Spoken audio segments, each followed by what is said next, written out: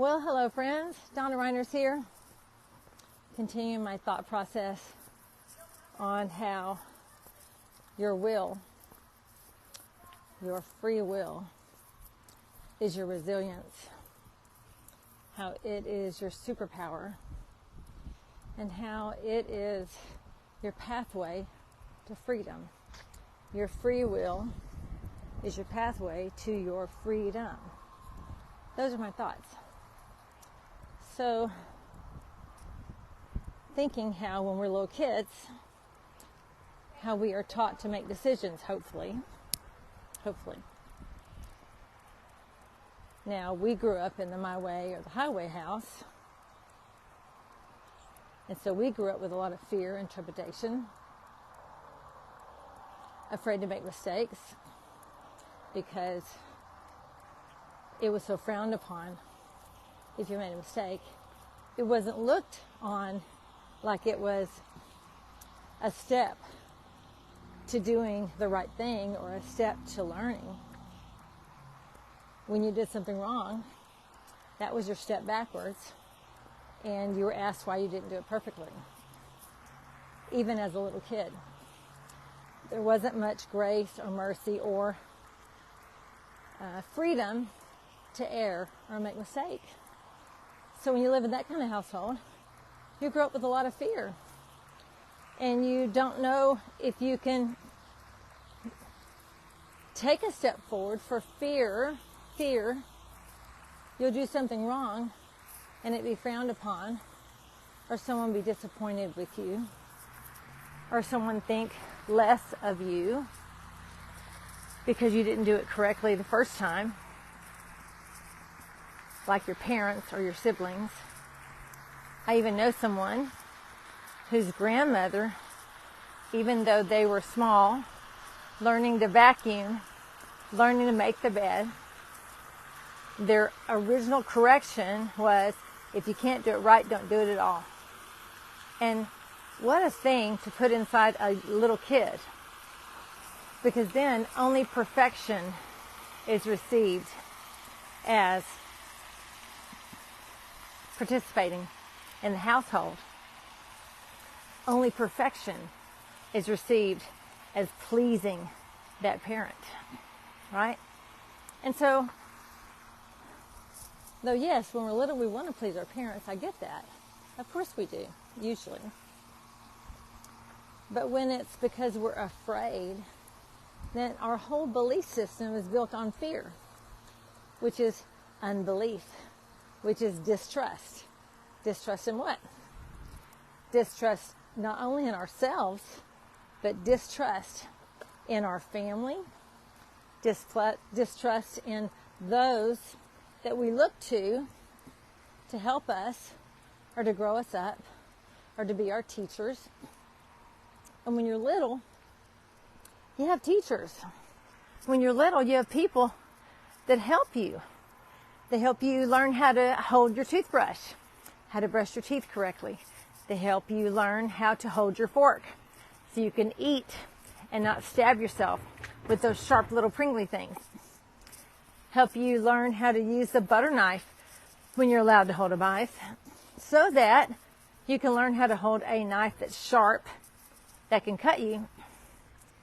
And if you learn how to hold the butter knife correctly, then you would not normally cut yourself with a sharp knife, right? Those are things we learn when we're little. Most parents are not, at least if they're kind and thinking correctly, they're not going to hand their 3-year-old a sharp knife with a perforated edge and say, here, see if you can cut it, because they're going to cut their fingers off. So this place called free will is a place where when we use it, it's part of our decision-making process, and it's part of our freedom growing up, learning how to think correctly. I'm not saying tell your children what to think, but learning how to think, how to process information, how to make not criticizing thoughts, but critical thinking thoughts, so that they can discover solutions, so they can figure out what's the next step in that jigsaw puzzle, or what's the next step in that pathway in front of them. And so this free will we operate, how do you operate in a free will? I know there's some that are of the religious mindset that we don't have a free will. I have a tendency to disagree with that. I believe that we do have a free will. I believe that God is not a puppeteer holding puppets. Does he know our decision making? I believe he does. The omniscient, the omnipresent. He just knows what he already knows. We don't always know what we already know. So free will, when we learn from young to make decisions, that becomes our resilience. That becomes our strength. Just like when you go to the gym and you've never used the equipment before, you learn how to use the equipment appropriately and correctly so that you don't harm yourself along the way. And those steps you take where you're starting to be strong becomes your strength. So it's a process. You don't wake up tomorrow and have guns. You don't wake up tomorrow and be completely hydrated after spending years of being dehydrated. And so there's steps we take along the way to building our strength by choosing from a place where we have the freedom to choose. So when you're operating at a freedom to choose, it's a different space than someone just telling you what to do, where you have no thought process engaged at all. Where you're compliant without thought, that's not free will.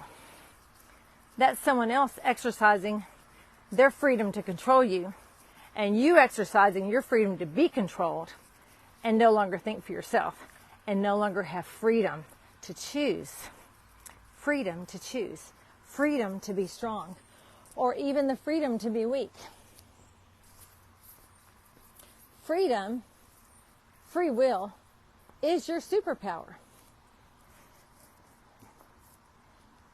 It builds you a resilience on the inside of you over time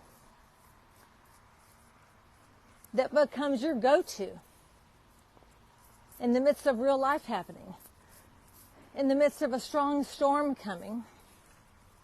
It's a place that was built inside of you that knows what action steps to take when disaster comes, when calamity strikes. And though, yes, we can be in a pathway that we've never walked before, and we can be in circumstances that we don't know what to do, if we have been making steps along the way out of a place of freedom, then we have a strength inside of us to know what to decide and how to decide what to decide. I would like to give you a spiritual example that turned into an example in life.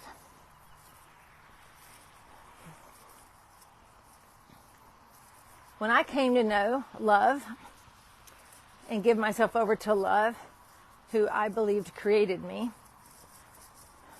I engaged myself in an atmosphere where they just told you what to do. Do 1, 2, 3, and you will get 1, 2, 3. Do 4, 5, 6, and you will get 4, 5, 6. And so I had a level of this compliance, this submission, this yielding, this trust to these people, this alliance to what some would call a system of belief or a people, even though they cared about me. Their love for me was real. It was still a system where I engaged myself just to go and say, okay, now what do I do? Okay. And then I come back, okay, now what do I do? Okay. And now what do I do? Over and over and over and over and over again until you get to a place where you don't know what to do unless you ask them what to do, so they can tell you what to do, so that you're not responsible for you anymore. You can shift blame to them for everything that takes place in your life, whether it be right or wrong, and you don't get the success, nor do you get the failure, because you're shifting the blame or the success to someone else and their decision making, because they're the ones who told you what to do in the first place. So over time, that became a hindrance to me. Over time, I was hungry for something more. What was I was hungry for? I believe I was hungry for me to exercise my own will, my own freedom to make mistakes, my own freedom to be successful, my own freedom to do the right thing, my own freedom to do the wrong thing. But it would be my freedom and my decision and my responsibility, and I would be able to exercise that from a place of freedom for myself.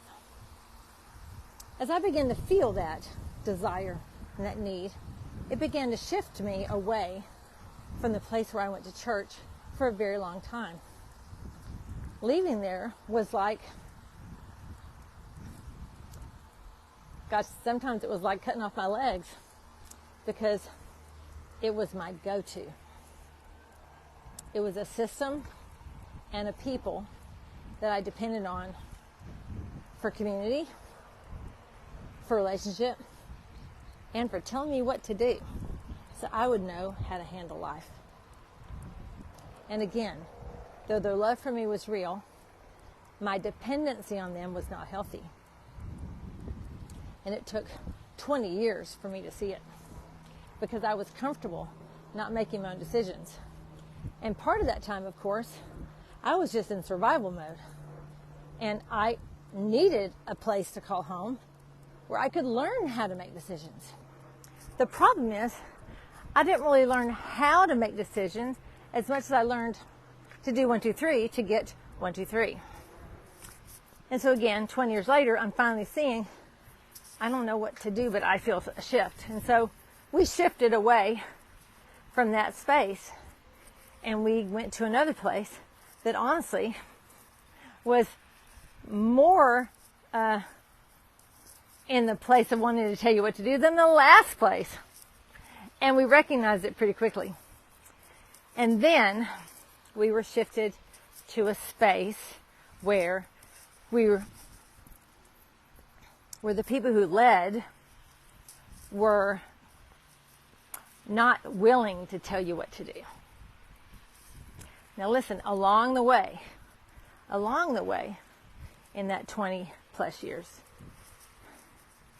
there were people that came that also didn't tell you what to do. But when you're so tied to a system, you hardly have ears to hear. Over here, this bird, this strength that's here to help you learn how to do things, because you're so dependent. Well, as I broke off that dependency on you telling me what to do in order for me to know what to do, and I shifted into a place where nobody would tell me what to do, I was lost. There were times when, not lost like lost, but I felt as if I did not know how to stand up on my own, because I had not stood up on my own. By that time, I had had revelation on love, mercy, forgiveness, kindness, goodness, truth, reality in scripture, reality in life. And so from that place where I'm centered, I was centered, but from the space where I wanted a community to tell me what to do, I no longer had it. Enter grace. Enter people that did not want to control you in any way, shape, or form. Zero. Now, when you've spent 20 years being comfortable with being controlled, it's almost an oddity to step into a place where people don't control you. What does not controlling look like? Well, when you don't show up for church, nobody calls you to see how you're doing. It isn't that they don't care. It's just that you have freedom to come and you have freedom to go. See, freedom to come and freedom to go. And if you don't come, then, oh well. If you do come, awesome. Also, not controlling you at the time meant there are times when maybe I would feel like I had something to share, where there weren't people there standing there to filter it through their perspective and their belief system. Instead, I was just handed the mic and I was able to share it. Why? Because the person who allowed me that privilege and that honor trusted me to trust me.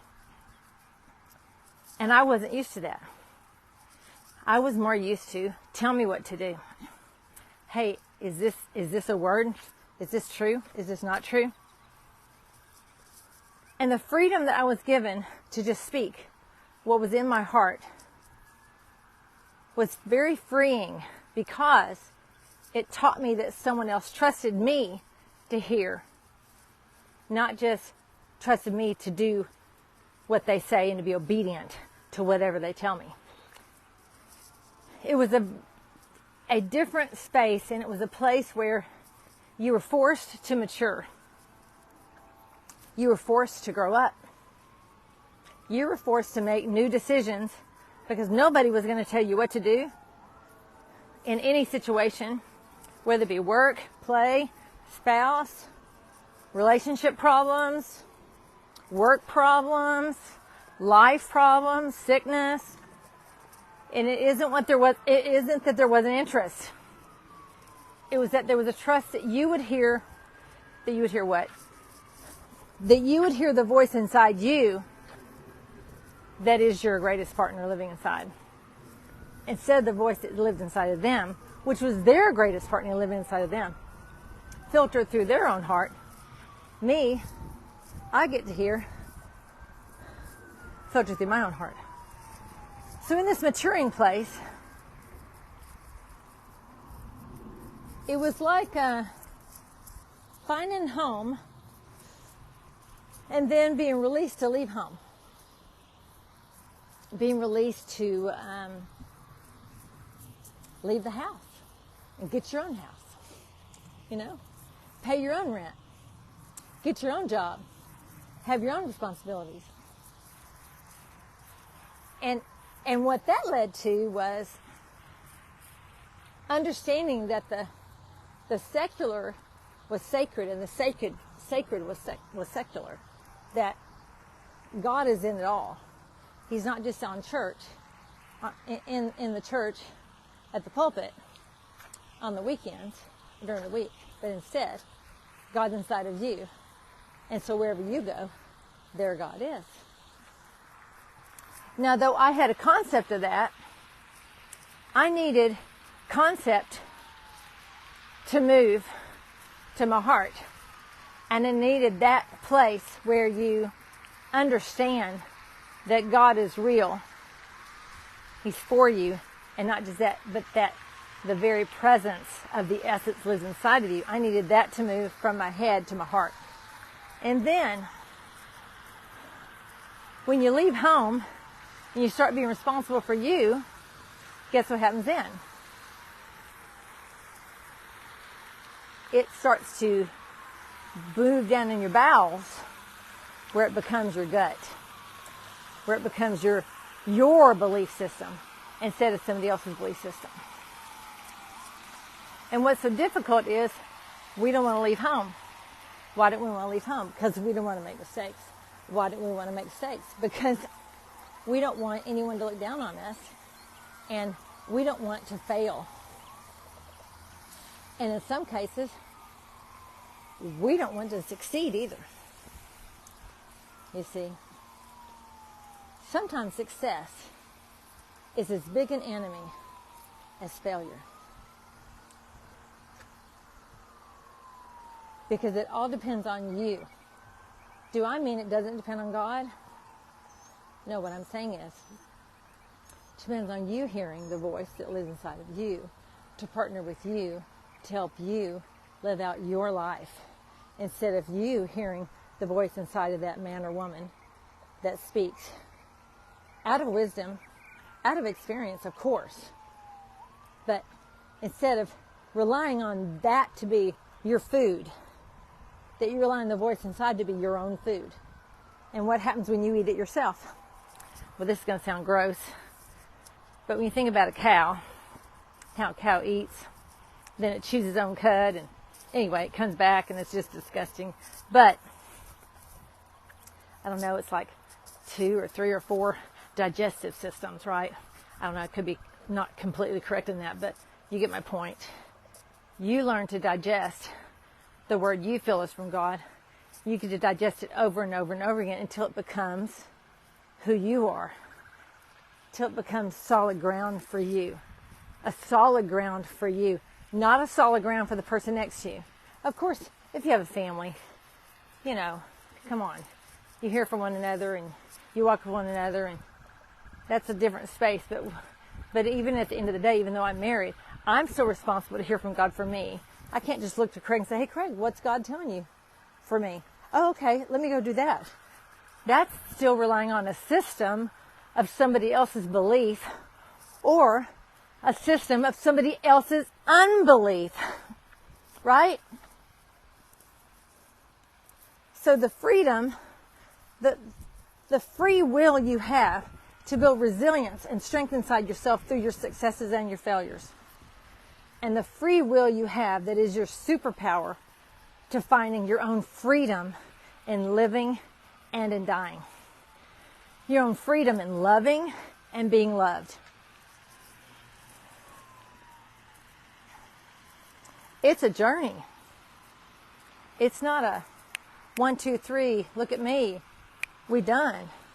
No, the journey is your home, and your home is your journey. And that voice, the Christ inside, the place where you abide, the place where Father, Son, and Spirit abide, where you're one. This is your home. And it's trusting your home, whether you are a missionary living on a half-inch mattress in the middle of nowhere, or in a beautiful safe home somewhere that could collapse at any moment, or in a tent, or in someone's home, or whatever. It's the voice inside. I just encourage you today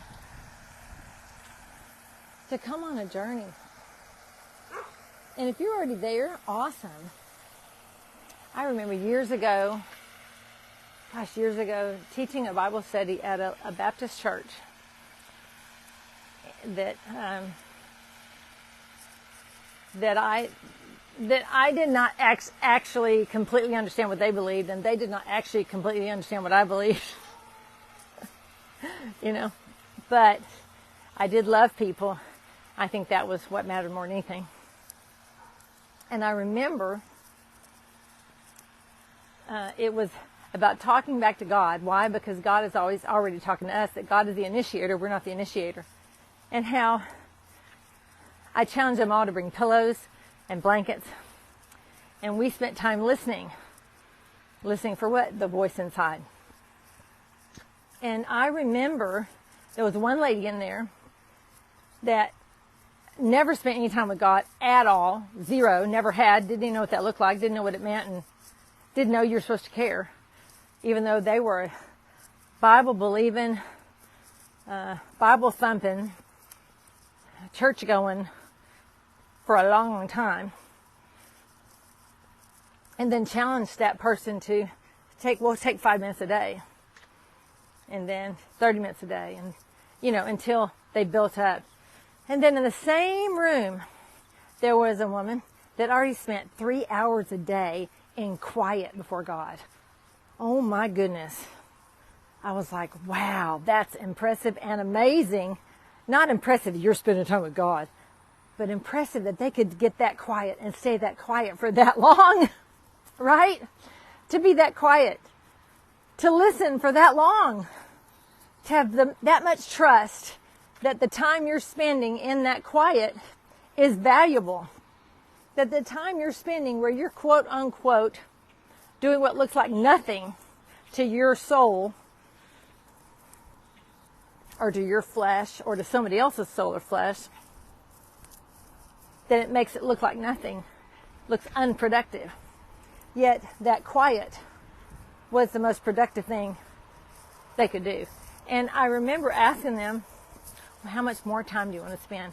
Because I thought, well, if that's where she's comfortable, if you found a comfort zone, then I don't know that we're supposed to spend all our time being comfortable.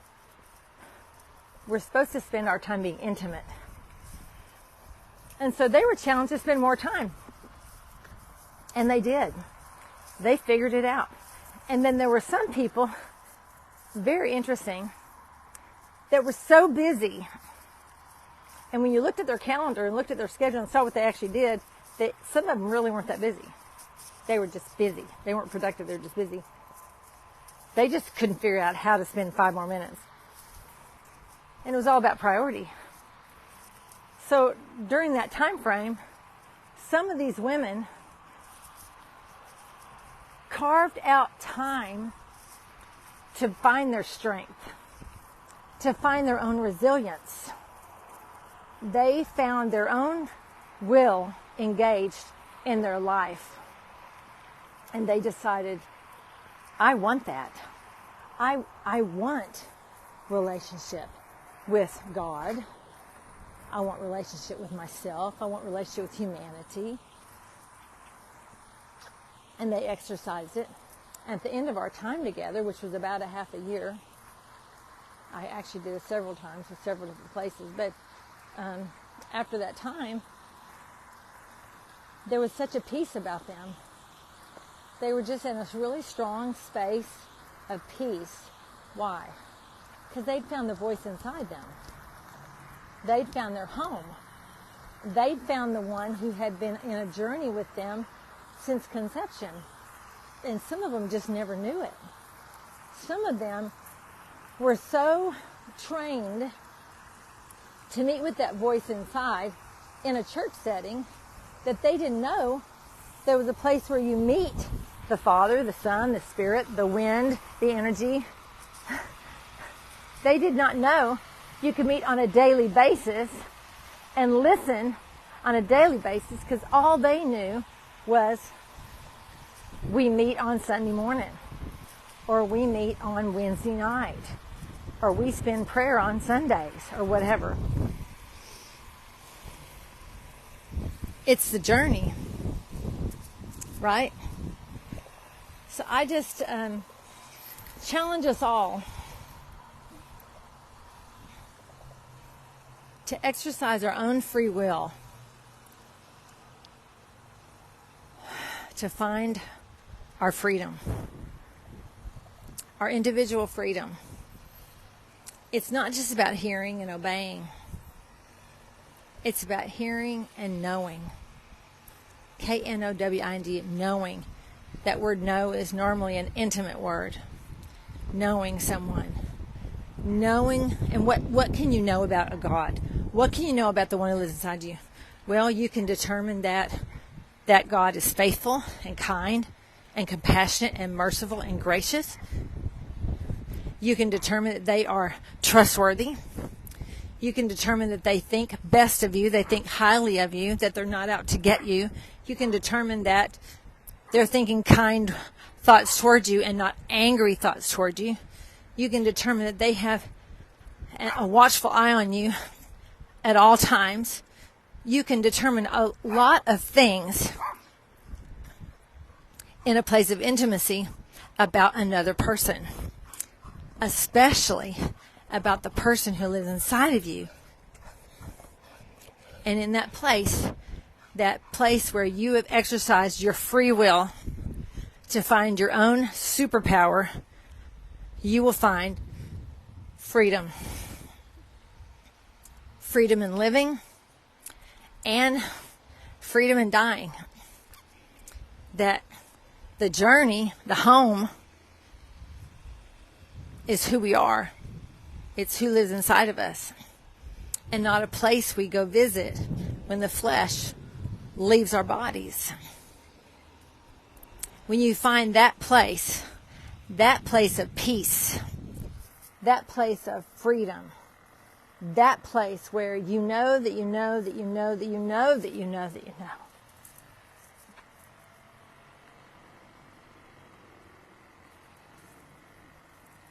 That you're strong. That you're powerful. That whether you succeed, whether you fail, you are received and you're valuable and you're loved. That you're not forsaken based on performance. Does that mean that we need to get up and be lazy every day? No. Let's get some practical stuff. Does that mean that you can be late to work all the time? No. The freedom to be and to live and to breathe and have your being inside the one who lives and moves and breathes and has their being inside of you. And then going down that pathway. Oh, look at the pathway. Going down the pathway. Being in the path with the one who created you and the one who lives out life with you. Because God will lead you and guide you because he loves you. And he's for you, not against you. So I bless you. I pray that you today will ask Father inside to show you, where am I hearing you? Where am I not hearing you? Where do I need to hear you? It's not just searching for answers. God's not a puppet where you just go to like the Wizard of Oz to ask questions, yellow brick road stuff. That's not a true thought pattern of how God works. But there's a space of listening, and I don't know that I even like the word obey, because obey seems so authoritarian. But there's a place where you're yielding to the voice inside. And I think the quicker we yield, whether it be a timeline, whether it be specifics. I mean, I know I've heard God's voice to say, do this and do that. And I've not done those things before and then seen the results of me not doing them. And then I've done things before really quickly and then found out later, realized, that probably was not the heart of God. But I didn't know. I would do my best to quote unquote obey. But instead, move from obedience to yielding, to knowing, to being, and to loving, and to being loved. And then it all just makes more sense. It just makes more sense.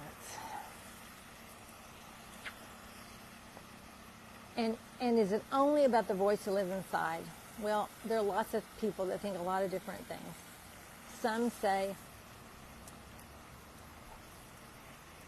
you don't need anybody else, you just need you, and that's it. I have a tendency to disagree with that very blanket pendulum. I believe we are supposed to have community. That's part of walking out our life in the Christ with others. And when we don't have it, we can die on the vine. Or we can feel like we're dying on the vine. And sometimes we have to take scary steps to find community. Community is not just showing up at church and serving. That's not community. Community is not just organizing times to get together. That's not community. But community is, how you doing? What's going on with you? Community is giving a crap about someone. And sometimes our lives are super charged with assignments, with particulars. And that's where, if you know the heart that someone has for you, and they know the heart that you have for them, that the distance will not be a long ways away, because you're one in the spirit with that friend. And then there are times when That friend you thought you had is no more. And you just have to learn to live in peace as you move forward. Anyway, I bless you today. God, I pray that we would have clarity, that we would have a mind of compassion and mercy and graciousness toward ourselves and toward others.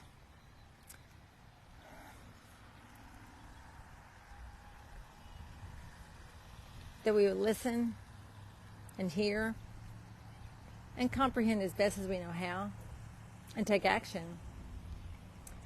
And that even if we fall or fail, we would not beat ourselves up for quote unquote missing it, but instead we'd celebrate the journey of making that mistake with the one that lives inside of us and not living alone. And that we wouldn't be caught up in this performance-oriented mindset. And at the same time that we would do things with excellence. That we would not blow it off, well, I don't have to do that. Doesn't matter if I'm late, on time. Doesn't matter if I do this or don't do that, because, God doesn't care. I think He cares. He cares about us. He cares that we have a livelihood. He cares that we have food on the table. He cares that we have a coat when it's cold. He cares that we have flowers when we want to smell something nice and pretty. He cares that that we are comforted when we're grieving. He cares, and that when we are willing also to participate and be part of that, it's a two-way street. Someone puts their hand out to you, and you put your hand, and they don't put your hand out to, vice versa. Like, I put my hand at you, but you don't put your hand back out to me. It's not my fault. See? And if you put your hand out to me, and I say no, it's on me. Even if that was God's provision for me. We can say no to provision and be lonely and upset and by ourselves and without. Or we can receive community as best we know how. And when we don't have community, when we feel like we're locked out of community, we have to remember that we have community inside and that we're never alone. And that's part of our superpower. The free will to know the voice of the one who lives inside. The free will to exercise life and love and living. The free will to find our superpower to take responsibility over our own lives. Learning, taking steps until we grow and grow and grow and grow and grow more until we've got responsibility taken care of. And then the free will in finding our freedom. That whether we go over the river or through the woods, we are safe. I have gone over the river and through the woods quite a bit. I have felt lonely. I have felt devastated. I have felt without. I have felt like nobody loves me. I felt like I was going to be done with me. I felt like I was a complete failure.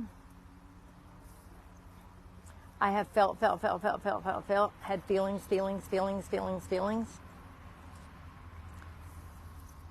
and had to come back to knowing, because feelings are not truth, whether they be my feelings or whether they be your feelings.